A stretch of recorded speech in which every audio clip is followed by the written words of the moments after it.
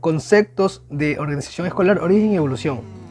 Nace el pensamiento sobre las organizaciones. En el tiempo del filósofo Sócrates constituían corrientes que fueron agrupados por seres humanos a ideas como la de Platón y Aristóteles. En la antigua Grecia tuvieron instituciones de investigación para el estudio de las ciencias y el lenguaje. La educación como organización escolar se divide en dos grandes corrientes, la etapa precientífica y la etapa científica. En la etapa precientífica es la que se vivió de manera espontánea o natural, donde prevaleció la educación artesanal, mientras que la etapa científica se vio a finales del siglo XIX y a principios del siglo XX, donde se vivió un periodo de transición donde la pedagogía comenzó a interactuar con la psicología, la sociología y la biología. Estas combinaciones en el tema educativo dio un giro completamente a las escuelas u organizaciones escolares. Las personas que aportaron a la educación. Para Platón, la educación del hombre y en especial del gobernante es el único camino para llegar a conformar una sociedad justa, mientras que para Pitágoras, la educación es templar el alma para las dificultades de la vida. Las organizaciones educativas. Para García Requena, en el año 1997, define la organización escolar como el estudio científico de las instituciones educativas y de la adecuada y ordenada gestión de los elementos que se integran para favorecer el aprendizaje y propiciar la educación. Es decir, hace referencia a las normas, procedimientos administrativos y sistemas de control necesarios para su funcionamiento y que denominamos escuela, como la disciplina académica, cuyo objeto de estudio son las escuelas. Bases teóricas para el análisis de las organizaciones escolares. La organización escolar adquiere mayor utilidad y sentido cuando nos movemos en realidades complejas, donde la necesidad de la ordenación es importante dada una supuesta mayor dispersión de intereses individuales, ya que la institución educativa es un sistema abierto, precisamente por su interrelación con el entorno. Para ello, tenemos las siguientes teorías. Teorías existencialistas. El objetivo de estas teorías es dar respuesta sobre la existencia o no de una organización escolar, donde se tratan puntos como ausencia de organización, donde encontramos líneas teóricas que plantean una autonomía al interior de la escuela, es decir, una ausencia de reglas, y es que la institución debe funcionar sobre una base de la espontaneidad. También tenemos las organizaciones flexibles, que plantean la necesidad de poder encontrar un equilibrio entre lo normativo, lo prescriptivo y lo espontáneo. Organización formal. Esta corriente sostiene que las normas y la autoridad son fundamentales para el funcionamiento de la organización. Otra de las bases teóricas son las teorías superadoras o también llamadas las nuevas teorías. Estas teorías ponen en consideración el factor humano y su grado de satisfacción al realizar las funciones o tareas asignadas, según las normas del macro de la organización. Aquí, en estas nuevas teorías, encontramos el modelo de Elton-Mayo, el modelo de Merton y el modelo de Selznick. El modelo de Elton-Mayo, donde trata las relaciones humanas que influyen de forma directa en la organización. El modelo de Merton, en donde la organización tiene éxito porque los comportamientos son adecuados según las funciones y sus responsabilidades. Y el modelo de Selznick remarca la importancia de la delegación de la autoridad. Continuando, ahora tenemos a la metáfora como una herramienta para poder comprender la complejidad de las organizaciones escolares. ¿Pero qué es una metáfora? Pues bien, una metáfora confiere una estructura y un significado a la realidad, incidiendo en las representaciones internas, en la visión y la imagen que una persona tiene sobre el mundo. Además, una metáfora no es una sección dentro de un discurso, sino que forma parte del mismo, aunque ésta tenga sus propias particularidades. En 1998, Morgan nos menciona que una metáfora dentro del ámbito educativo es una forma interesante para poder comprender aquellas organizaciones escolares. ¿Por qué? Porque ella nos va a adentrar a un mundo subjetivo de los sujetos y nos va a revelar un modo de ver y un modo de pensar distinto que traspase el cómo comprendemos nuestro mundo en general. Asimismo, Él, en su libro de imágenes de la organización, utiliza a la metáfora para definir a una organización escolar como una máquina, un organismo, un cerebro, una cultura, un sistema político, cárceles psíquicas, cambios y transformaciones e instrumentos de dominación. Entonces, podemos concluir que una metáfora constituye un campo de análisis fundamental para el conocimiento y la comprensión de la acción directiva, en medida en que estas expresiones lingüísticas y simbólicas revelen el universo conceptual, las creencias y las prácticas de quien la utiliza y quien las crea. Es necesario mencionar que una metáfora no solo ofrece la oportunidad de reconocer el sistema teórico práctico sobre el que sustenta el pensamiento y la acción del sujeto, sino que dicho sistema se representa impregnado por los juicios de valor que se hacen sobre la realidad. 2.2. La organización escolar como área de investigación y conocimiento. La organización escolar comprende el análisis de las realidades de educación formal y no formal, siempre y cuando en ellas haya un proceso sistemático de aprendizaje. Se asume que la organización escolar es una disciplina científica perteneciente al campo de la dirección de la educación. Por lo tanto, su marco teórico conceptual tendrá de referencia a las leyes, los principios, los métodos de investigación, las formas de control y evaluación provenientes de la pedagogía y la dirección. La complejidad y la dinámica social argumentan la necesidad de que la organización escolar no solo sea vista como una disciplina que se expande en su contenido, sino que ésta ocupa un campo singular dentro de la dirección. Por lo que esta es una disciplina que se encuentra muy relacionada con diversas teorías. Es necesario entender que el término organización escolar puede ser tratado desde diversas aristas, desde las ciencias de la educación, desde la escuela, desde el nivel práctico o el nivel teórico. La organización escolar tiene su campo de estudio muy bien definido en el estudio integral de las operaciones que se den en la institución educativa y define su contenido a partir del ordenamiento de las acciones que tome la institución educativa para alcanzar los objetivos anteriormente trazados y el perfeccionamiento de las realizaciones que se den dentro de la institución, siempre y cuando éste aporte en el proceso de formación de los educantes. La organización escolar bien fundamentada es sumamente importante para cualquier institución educativa. Teorías clásicas de la organización y otros paradigmas. Teoría de la organización fisiológica.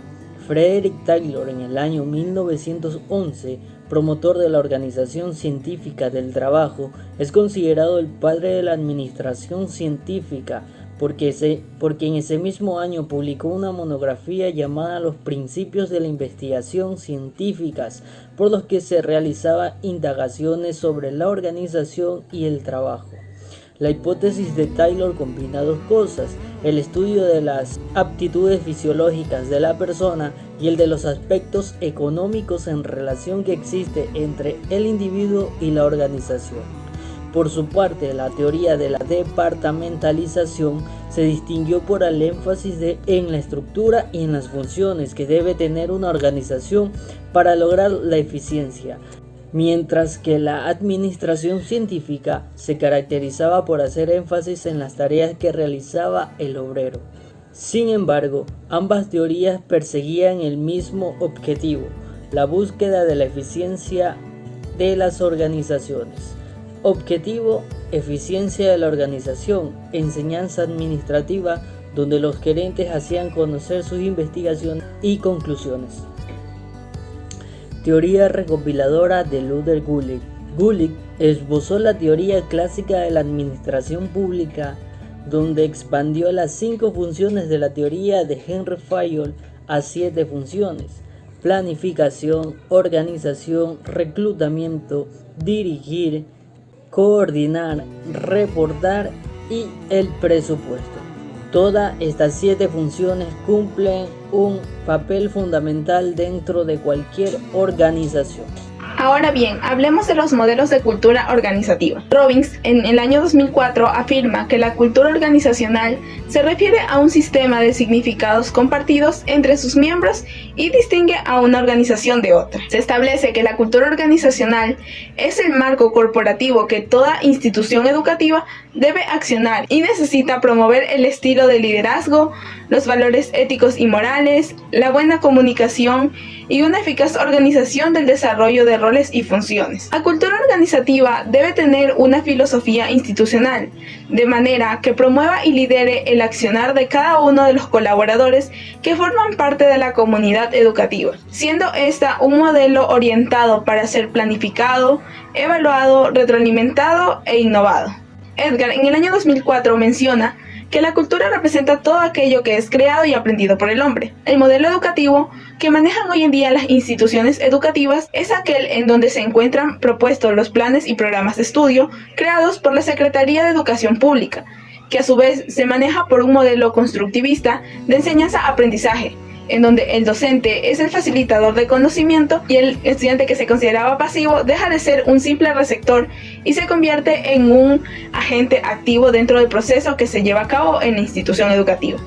La cultura organizacional es el elemento que representa la parte menos visible de las instituciones, pero es una de las más importantes porque aquí generalmente se debe trabajar para provocar cambios significativos. Por lo tanto, es vital concentrarse en la capacidad de gestión de cada organización educativa, a fin de maximizar los resultados institucionales. En este sentido, se requiere que estas instituciones mantengan una cultura organizacional que garantice el aprendizaje y su adaptación a los cambios, para incrementar la calidad de la enseñanza de manera sólida y autónoma. Bien, como siguiente punto tenemos los enfoques políticos de la organización escolar, en lo cual encontramos que la política educativa, que estos son reglamentos como la Constitución o la LOEI, la LOMCE o diferentes tipos de reglamentos ya establecidos por el gobierno.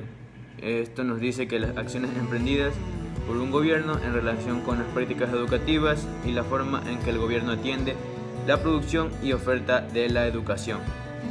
También encontramos la organización escolar, que es como una institución determinada se organiza, por ejemplo, con el director y el director con sus respectivos docentes. Esto nos dice que queda reducida el espacio de la institución con una dimensión administrativa y pedagógica. Como lo mencionaba, el director puede influir bastante en lo que respecta a este tipo de organización escolar. También podemos encontrar tres tipos de enfoques. El primero es el enfoque científico racional o paradigma estructural, que convierte las instituciones educativas en organizaciones bien estructuradas. Su fundamento es que la realidad es una entidad cierta y observable, susceptible a ser organizado.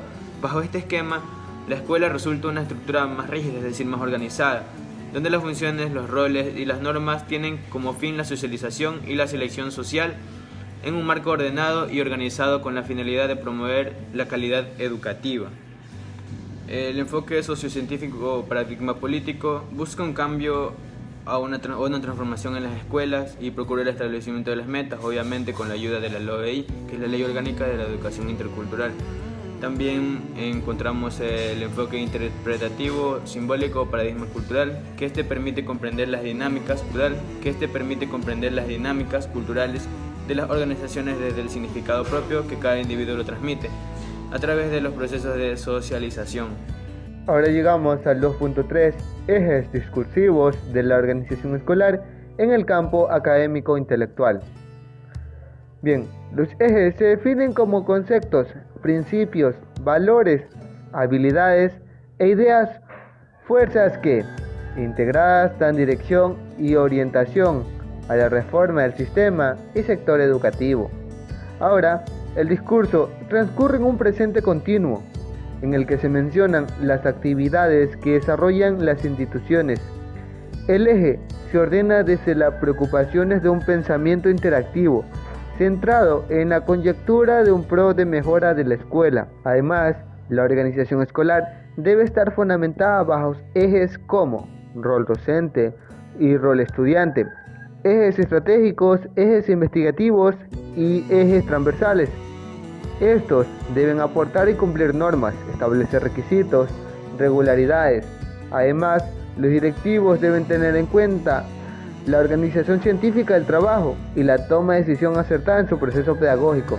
El éxito del trabajo de dirección de la institución educativa está determinada por el grado de organización alcanzado en él. Una adecuada planificación, organización, ejecución y control de actividades dentro de la institución educativa resulta esencial para la formación y desarrollo de habilidades, hábitos, actitudes, valores y ética profesional.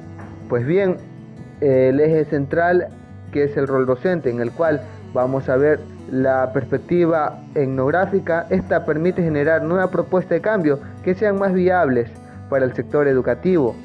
Bien, y también encontramos lo que es el sistema organizacional.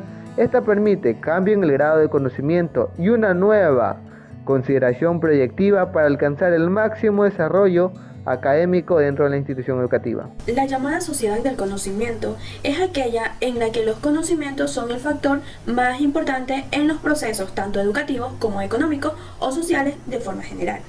La aparición de las nuevas formas de organización determinan cambios que afectan a todos los subniveles sociales. En este caso, también afecta al subnivel educativo. Estamos ante la aparición de nuevas formas de organización basadas en los profundos cambios tecnológicos.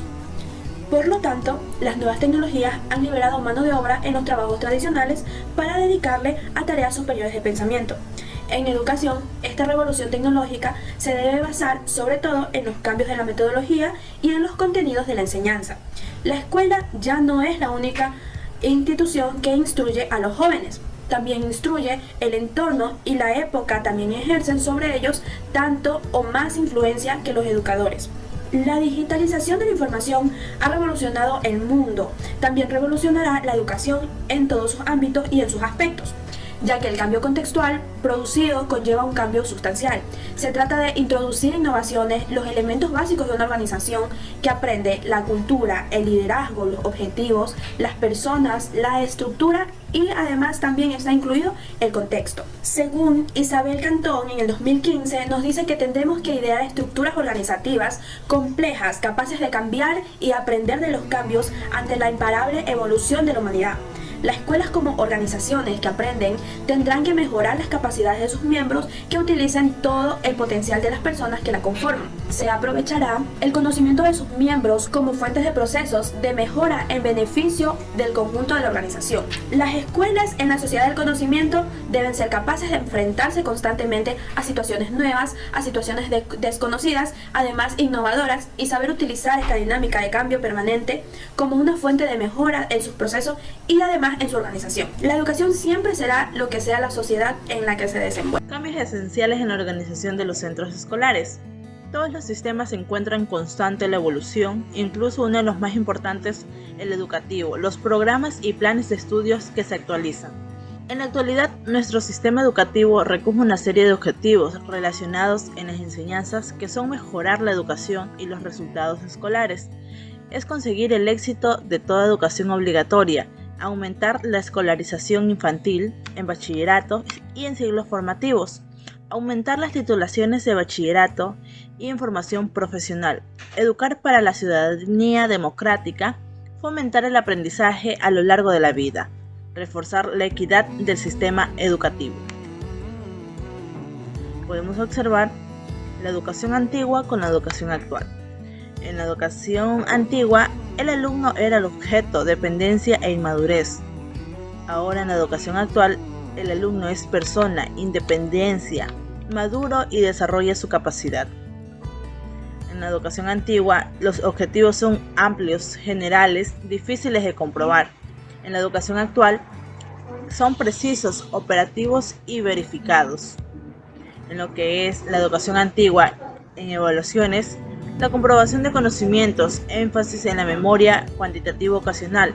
En la educación actual, la evaluación es una comprobación de procesos, énfasis en el desarrollo de capacidades cualitativas y cuantitativas. Nuestra actual educación establece la enseñanza básica, que comprende en 10 años de escolarización, que se desarrolla en forma regular entre los 7 y los 16 años de edad. La educación básica se organiza en la educación primaria, educación secundaria obligatoria.